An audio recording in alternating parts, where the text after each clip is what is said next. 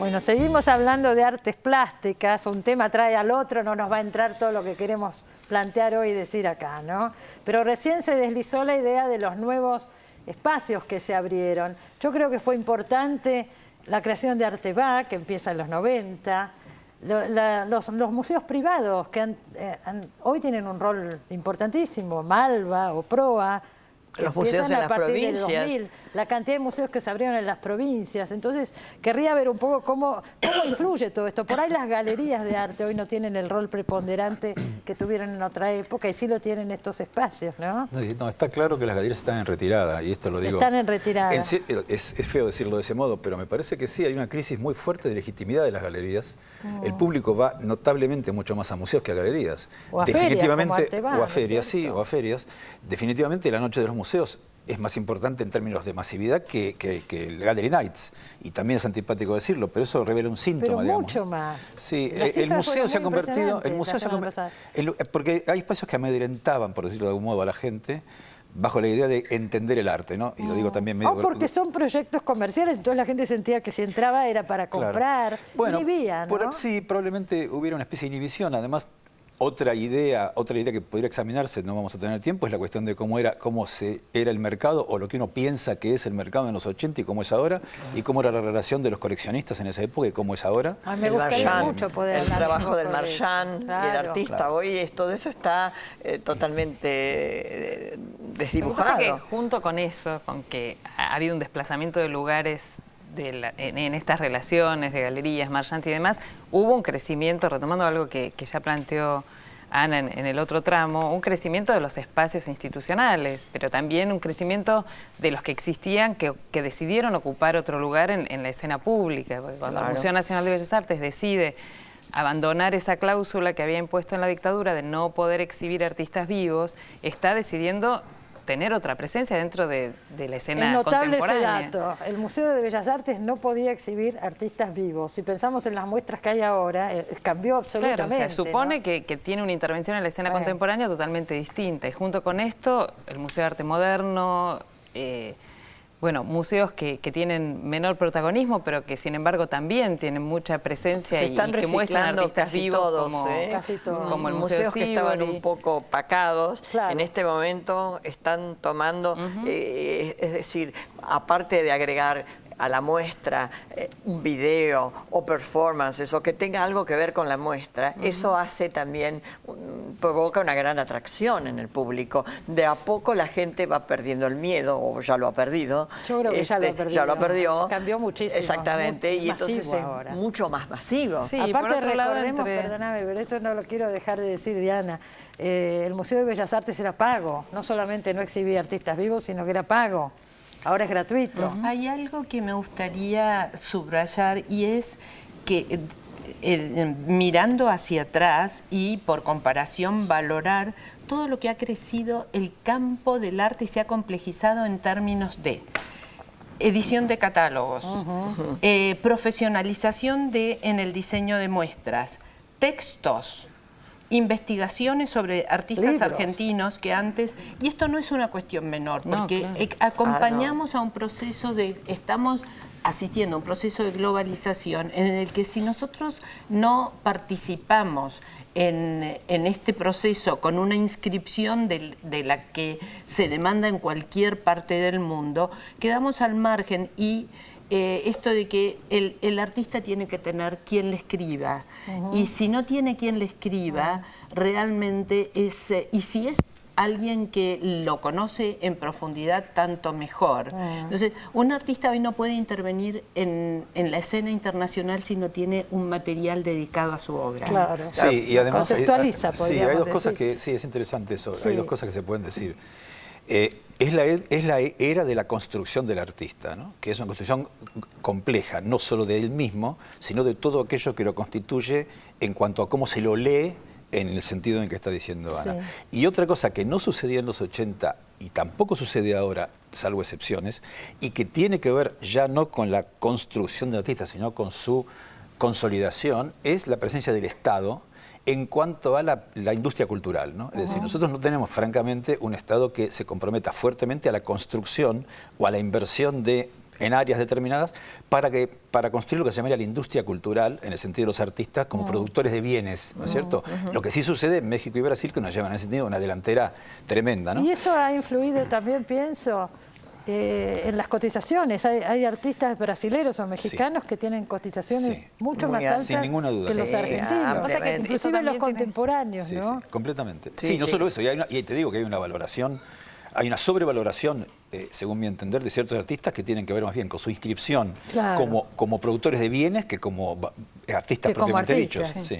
¿Qué pasa, Eduardo? Porque hablamos tanto de la erupción de las instalaciones, las nuevas tecnologías. ¿Qué pasa con la pintura de Caballete, el cuadro? La pintura por supuesto que existe. Sobrevive. Sí, sobreviven, y decir sobrevive parece que tuvieran respiración artificial o en terapia intensiva. No, sobrevive bien, sobrevive con una gran bien. vitalidad. Digo, Claro. de los 80 para acá todo el mundo ha pintado muchísimo, y es más, en los 70 se pintaba mucho y eso cayó en los 80 de una manera diferente, pero hay una especie de Lo que pasa es que ahora la pintura convive con un montón de formatos heterogéneos que son pictóricos y no pictóricos, y un poco, como hablábamos un poco fuera de cámara, lo que era multidisciplinario en los 80, que era escénico, porque no nos olvidemos que en los 80 estaba las Gambas al Ajillo, estaba el Paracultural, estaba el Café Einstein, bueno, eso que eran los escenarios disruptivos que tenían que ver con muchas disciplinas cruzadas, teatro, performance, música, pantomima, qué sé yo, vanguardia escénica. Hoy se hace más bien, está en la microfísica de cada artista, ¿no? Entonces cada artista de algún modo puede expandirse a un montón de pequeños o grandes formatos. Después podemos conversar con qué densidad, pero eso es otro debate. Porque tiene las chances técnicas y un poco el territorio conceptual fértil para poder desarrollar ese tipo de formatos heterogéneos. Es como si la pintura no le alcanzara, ¿no es cierto? Bueno, Es decir, pasa también así. Si recurren a otros medios para ampliar su panorama. Sí, porque deciden no pintar también, digo. Bueno, todo es yo discutible. ¿Puedo preguntarles Todo algo es así? discutible. Sí, decían. Bien. Sí, sí. Yo en realidad pienso que el proceso de democratización en el arte ha ido increyendo desde el siglo XVIII al presente de una manera vertiginosa. Y también el proceso de los artistas en términos de que producir una imagen y producir sentido hoy cuesta bastante menos que lo que costaba en el siglo XIX. ¿Por qué?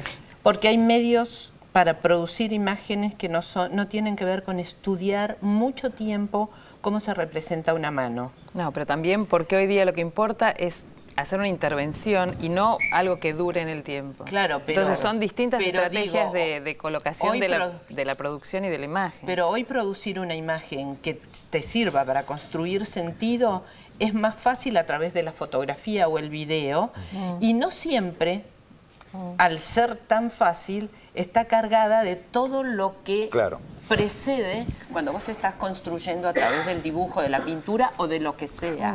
Yo diría que es cierto, sí, hay artes, ni siquiera disciplinas ni artes, hay como formatos densos y formatos no menos densos, pero formatos más volátiles, ¿no? O no sé qué palabra utilizar, pero creo que el tema justamente es que la facilidad tiene que ver con la productividad, y también hay que examinar el cuerpo físico de lo que se produce, ¿no? Es decir, el cuerpo en el sentido de qué densidad hace falta para producir sentido en un momento de una hipertrofia de los sentidos, ¿no? Y de los formatos, ¿no? Cuando todo es tan visible, es como la carta robada de Poe, ¿no? De repente no se ve nada, en el sentido de qué cae a pique con cierta verticalidad en el medio de horizontalidad. ¿Cuál es la densidad de aquello que va a quedar con un grumo un poquito más espeso en esta especie de gran panóptico que todos disfrutamos y en el que todos intervenimos, ¿no? Porque estamos todo el tiempo produciendo no solo imagen, sino texto, sentido en un sentido tan democrático que es muy favorable y al mismo tiempo es examinable en el sentido de las densidades, me parece, ¿no? Me parece importante lo que dijo Eduardo. ¿Qué va a quedar? ¿Qué va a quedar?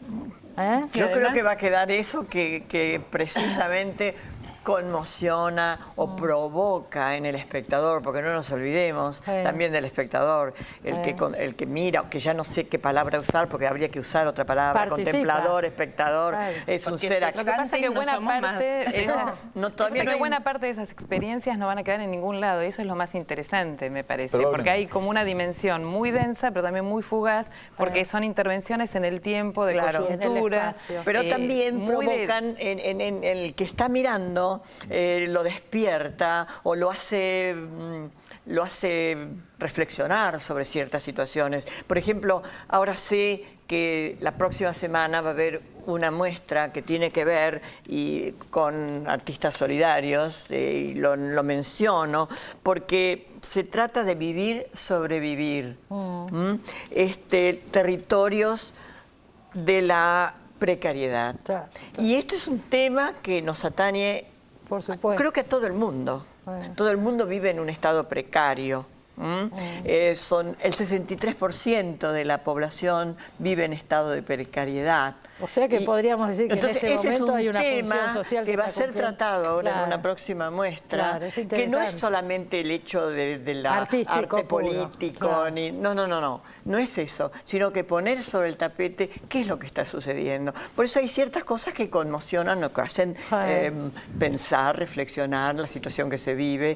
No importa el medio. Porque también sucedió con el video, etcétera, que entró en una banalización, pero de repente, cuando vos te quedás mirando un video que te sacude o te conmueve porque están pasando cosas profundas, te quedás, no pasás de largo. No, por supuesto. Y bueno, y con la fotografía, lo que está pasando ahora, Buenos Aires Foto, la muestra que se hizo hace poquitas semanas. Había trabajos realmente excelentes y la convocatoria fue enorme también. Y hoy las fotos se venden en las galerías de arte. Está cambiando todo mucho. Sí, ese es un tema. ¿Y sí, pero también hay otra cantidad de experiencias que son absolutamente inmateriales. O sea, que existen, son eventos desarrollados en un tiempo y las instalaciones que intervienen en espacios precisos y que después se deshacen y no existen más.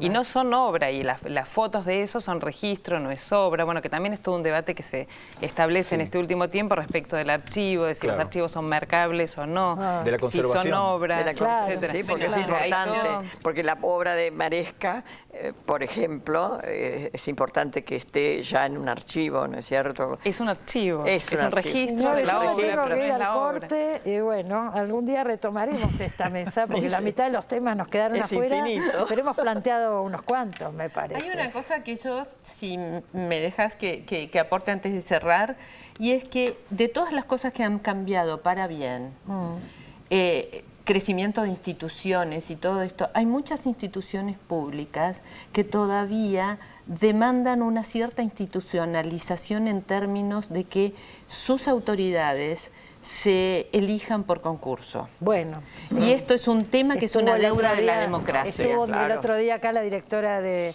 Bellas Artes y ya se nombró un jurado, hay una idea de ir a concurso, pero yo creo que esto habría que llevarlo a todos los museos, a todos y a los las museos, instituciones culturales del país. Porque es parte de la institucionalización de las instituciones del Estado. Claro. Bueno, me voy al corte ya, porque si los dejo, seguimos y tenemos otro invitado. Ya volvemos. Gracias a todos por haber venido.